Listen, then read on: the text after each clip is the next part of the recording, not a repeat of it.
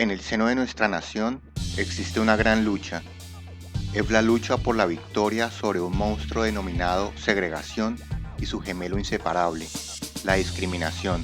Un monstruo que durante 100 años ha recorrido este país despojando a millones de negros de su sentido de la dignidad y robándoles su derecho natural a la libertad.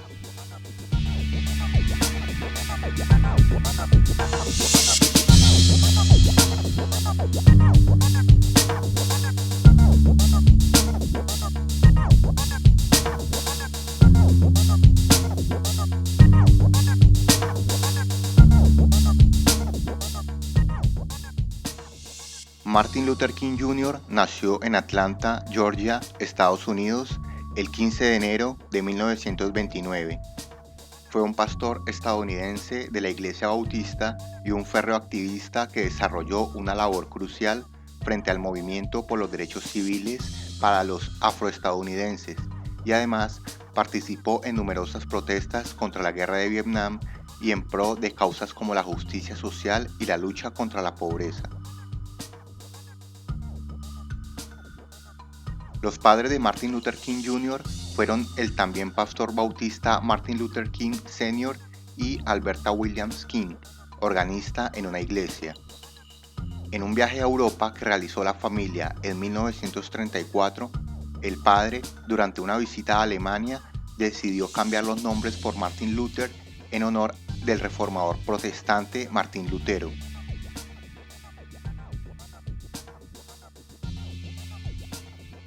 Martin Luther King tuvo una hermana mayor llamada Christine King Farris y un hermano más joven, Alfred Daniel Williams King.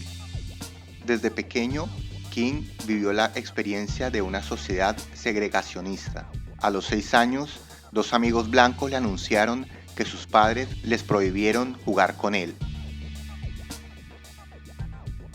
En 1939, con 10 años de edad, cantó con el coro de su iglesia en Atlanta para la presentación de la película Lo que el viento se llevó, clásico filme de 1939, el cual en el año de 2020 y a partir de la ola de protestas por el asesinato del afroestadounidense George Floyd a manos de un agente policial de Minneapolis, fue retirada del catálogo de importantes cadenas audiovisuales a nivel mundial como la HBO por reflejar prejuicios étnicos y raciales.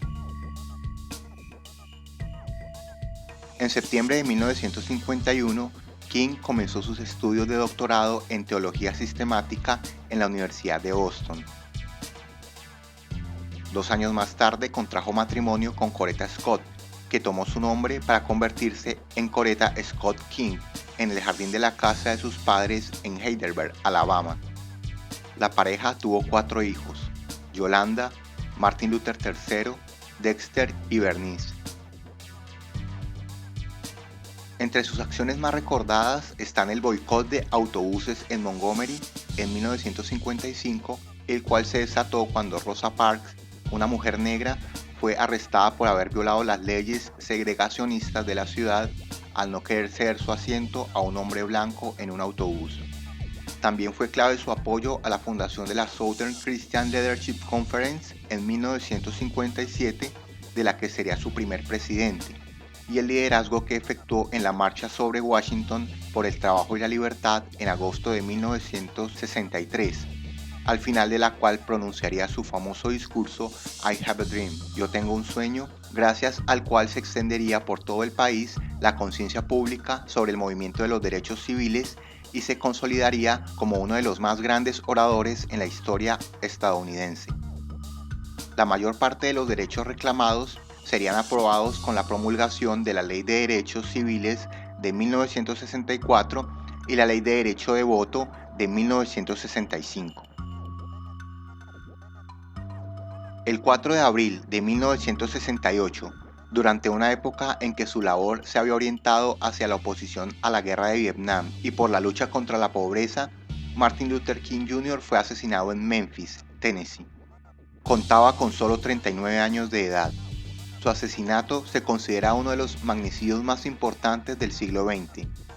Se le concedió a título póstumo la Medalla Presidencial de la Libertad por Jimmy Carter en 1977 y la Medalla de Oro del Congreso de los Estados Unidos en 2004. Desde 1986, el día de Martin Luther King Jr. es día festivo en los Estados Unidos. Se celebra el tercer lunes de enero de cada año, que es aproximadamente la fecha de nacimiento de King, el 15 de enero de 1929.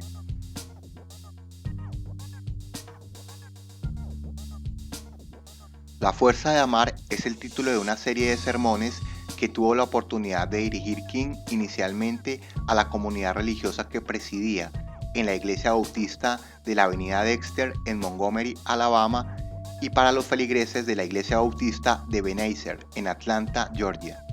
Posteriormente, muchos de estos sermones fueron pronunciados más tarde en asambleas celebradas en diferentes lugares de Estados Unidos. En propias palabras de King, tratan de los problemas personales y colectivos que la crisis plantea.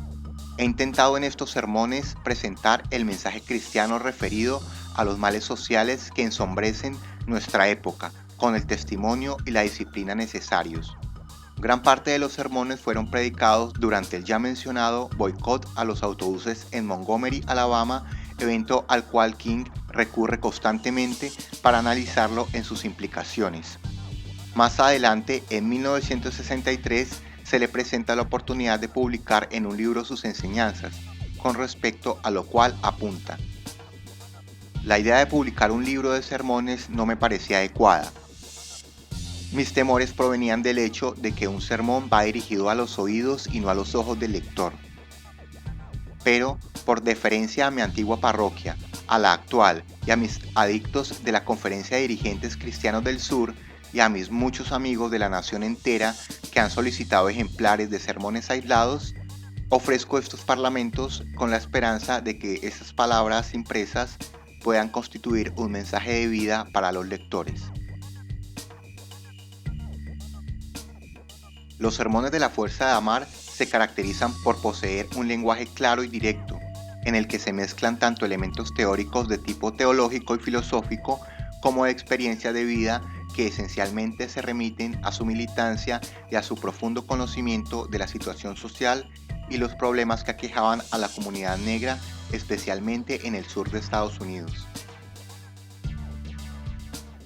Tal y como lo señala el título del libro, el eje fundamental es el amor como el más alto sentimiento de la experiencia humana y la obligación que tienen los cristianos para demostrarlo a toda prueba. Solo el amor puede ser garante de un comportamiento inclinado siempre por el diálogo, la empatía, la comprensión y fundamentalmente la no violencia, en un mundo que se desbarajusta a partir del odio, los racismos, la injusticia social, la miseria, la guerra y la corrupción. A su vez, King hace constante énfasis en la idea de que el amor debe estar ligado ineludiblemente al perdón. En uno de sus sermones, aclara que el tipo de amor al cual se refiere no es una simple fusión sentimental, sino que se relaciona más bien con el concepto griego de agape, que alude a la comprensión y al buen deseo creador y redentor hacia todos los hombres, un amor desbordante que no espera nada a cambio. En suma, el agape es el amor de Dios que actúa en el corazón de los seres humanos. King es consciente de la dificultad de aplicar este tipo de amor desinteresado y por eso repetidas veces señala que sus postulados pueden parecer utópicos y faltos de espíritu práctico, dado que la vida es una lucha constante que solicita devolver golpe por golpe. El activista entonces promueve la fortaleza del alma antes que la física para resistir e inclusive alaba la capacidad de sufrimiento como elemento para evitar la propagación del odio y la violencia, pero todo esto con mira siempre, sin desfallecer, en la existencia de justicia y de eliminación de todo tipo de segregación. King antepone la fuerza del espíritu al conformismo que usualmente seduce a las personas y les impide hacerse a un criterio más complejo para discernir lo que está bien y lo que está mal y escapar de las redes del prejuicio. Nada molesta más a las personas que tener que pensar, afirma el religioso. Firmeza y solidez en las ideas es un trabajo que hay que efectuar sin dilaciones.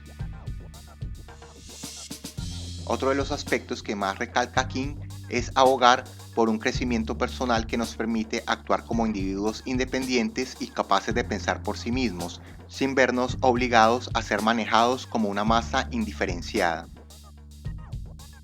Contra las opiniones predominantes es necesario sobreponerse al miedo y ser capaces de adoptar una postura a contracorriente. El conformismo debe ser combatido. Las convicciones, aunque sean impopulares, deben ser pregonadas valerosamente en público. No se debe dejar de recordar a los hombres que tienen la responsabilidad moral de ser inteligentes. El espíritu débil quiere perpetuar el modo presente y subordina la vida al juego de la inmutabilidad, dice expresamente King. Por ello es que los grandes dictadores que han hecho estragos, como Hitler, se valen de la emocionalidad de las masas para alcanzar sus propósitos sin encontrar obstáculos. El espíritu débil es muy proclive a juzgar ligeramente y a apresurar las conclusiones, y ello es lo que precisamente alimenta los prejuicios raciales, basados en sospechas, temores infundados y malentendidos. Poca esperanza nos queda a menos que los fuertes de espíritu rompan las trabas de los prejuicios, las verdades a medias y la ignorancia supina. La postura que adopta el mundo de hoy no nos permite el lujo de la debilidad de espíritu. Una nación o una civilización que continúa produciendo hombres débiles de espíritu está comprando a plazos su propia muerte espiritual. La contraparte reguladora de la fuerza del espíritu, señala King, es la ternura del corazón, y por esto entiende no caer en un estrecho y radical utilitarismo. Si el corazón es duro y frío, el concepto de amistad genuina desaparece e impide la empatía para regocijarnos o compadecernos de los demás. Los afectos desaparecen y dan paso a una acusada soledad, a un egoísmo que nos impide ver la realidad del mundo. Sobre esta dialéctica y su manera de manejarla dentro de la condición humana que abunda en las palabras de King y que también hace parte del ya señalado concepto de amor ágape, volveremos más adelante. Para sus planteamientos, el reverendo recurre a una variada gama de pensadores, personas de acción, artistas y escritores fundamentales para la cultura y el pensamiento. Esta apertura intelectual le permite ser crítico y no dogmático con la historia de la Iglesia, a la cual acusa de pervertirse, de patrocinar el colonialismo, de convertir en beneficio material las enseñanzas espirituales y de callar cobardemente sobre los crímenes que ha desatado y los que ha secundado como institución de poder que se alindera con las clases altas. King referencia varios casos puntuales alrededor del mundo, como la Iglesia Ortodoxa en Rusia o el apartheid promulgado en África del Sur por la Iglesia Reformada Protestante holandesa. Inclusive denuncia fervorosamente que la segregación se haya permitido dentro de las órdenes cristianas de Norteamérica, o que la Iglesia se haya convertido en un simple instrumento del Estado y haya olvidado su papel de guía, acompañante espiritual y de crítica tenaz cuando la situación lo amerita. Como predicador, doctor en teología y especialmente como ferviente creyente, se entiende que sea la figura de Jesucristo su ejemplo más paradigmático en cuanto a personaje que promulgó el amor como objetivo más encumbrado de la vida por encima de la violencia y la coerción. Los sermones de King contienen nobles pasajes al respecto. El amor es el poder más duradero del mundo. Esta fuerza creadora, tan admirablemente ejemplar en la vida de Cristo, es el instrumento más poderoso que pueda encontrar la humanidad en su búsqueda de la paz y de la seguridad. Se cuenta que Napoleón Bonaparte, el gran genio militar, recordando los años de sus conquistas, hizo esta observación: Alejandro, César, Carlomagno y yo hemos construido grandes imperios, pero ¿de qué dependían? De la fuerza. Pues bien, hace siglos Jesús inauguró un imperio construido sobre el amor y todavía hoy millones de hombres quieren morir por él. ¿Quién puede poner en duda la verdad de estas palabras? De igual forma encontramos en los sermones otras referencias intelectuales explícitas. En una oportunidad trae el caso de Sócrates al momento de morir tomando cicuta, para señalar que la maldad de los hombres generalmente no significa tanto una mala disposición como una ceguera del entendimiento, una imposibilidad de comprender aspectos más complejos de la vida que impele a tomar partidos radicales sin darse el tiempo de una reflexión más profunda. Por ejemplo, al momento de iniciar una guerra, dice King, ello estaría negativamente influenciado por una voluntad enceguecida que enarbola los sentimientos patrióticos. En otro apartado, King entra a debatir el problema del mal visto a la luz de las más importantes religiones del mundo y denota un gran manejo teológico. También cuestiona algunos postulados de teóricos polémicos como Nietzsche. Le critica su posición con respecto a la moral cristiana, que como es sabido la consideraba débil y cobarde, y le antepone el deber de amar y reconocer a los enemigos, dado que ello conforma la única posibilidad de resolver los problemas del mundo.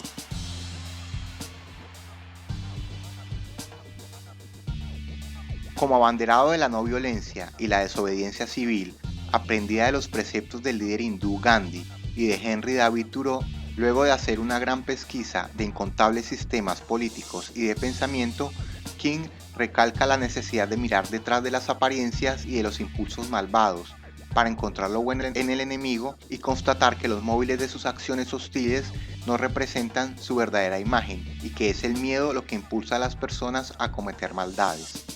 King demuestra un especial talento para traducir los planteamientos más complejos y abstractos en ideas de fácil recepción por cualquier persona. Un ejemplo lo representa el caso de Hegel, pensador el cual King menciona expresamente e implementa su noción de dialéctica para hablar sobre la necesidad de sintetizar las contradicciones entre una actitud realista y una idealista para enfrentar la vida. Otro de los elementos recurrentes en las palabras del reverendo es partir de posiciones dialécticas para abordar la situación del ser humano. El cometido sería lograr un equilibrio justo que escape de los extremismos. Valga señalar que en este aspecto sigue muy de cerca los términos y los simbolismos enfrentados con los cuales Jesucristo enseñaba a sus seguidores: palomas y serpientes, ovejas y lobos, el camino estrecho y el angosto, el bien y el mal. Parafraseando a un filósofo francés, el predicador señala con agudeza que un hombre no es fuerte si no lleva impresa en su espíritu una antítesis. Martin Luther King, como hombre inclinado por una fuerte voluntad de aunar palabra y acción, además de reflexionar sobre los ámbitos de la fe y la religiosidad, también debate largamente sobre las virtudes y los defectos de los sistemas políticos, tales como el liberalismo y el comunismo. Si bien es ecuánime en sus reflexiones y no acepta ninguna posición radical ni carente de examen crítico, es notable su influencia de las ideas democráticas de la tradición norteamericana. Finalmente, dentro de las ideas para combatir los problemas de tipo racial, King aduce que ello también obedece al provincianismo más estrecho, que prefiere ver a las personas enjauladas en grupos, colores, ideologías y nacionalismos en constante pugna, y no es capaz de concebirlas en su expresa condición humana, indiferenciada en todo el mundo. Los accidentes externos falsean la posibilidad de crear una hermandad que no repare en las diferencias. En un sermón, el activista se explaya largamente en analizar la parábola del buen samaritano para extraer la enseñanza del altruismo, no como obligación foránea de tipo legal, sino como convicción íntima que surge espontáneamente. La segregación disminuye conforme a las exigencias judiciales, dice el reverendo, pero la lucha verdadera debe partir desde el alma, desde la buena voluntad. La desegregación destruirá las barreras legales y aproximará a los hombres físicamente, pero algo debe conmover los corazones y las almas para que estos hombres se unan espiritualmente, porque es natural y justo. Una aplicación enérgica de la Ley de Derechos Civiles pondrá punto final a la segregación en los servicios públicos, lo que imposibilita una verdadera desegregación de la sociedad, pero no pondrá fin a los temores, a los prejuicios, al orgullo y a la irracionalidad que obstaculizan una sociedad verdaderamente integrada. Estas actitudes oscuras y diabólicas no desaparecerán, a menos que los hombres estén poseídos por la ley invisible e interior que graba en lo hondo de su corazón la convicción de que todos los hombres son hermanos y que el amor es para la humanidad el arma más poderosa de transformación personal y social.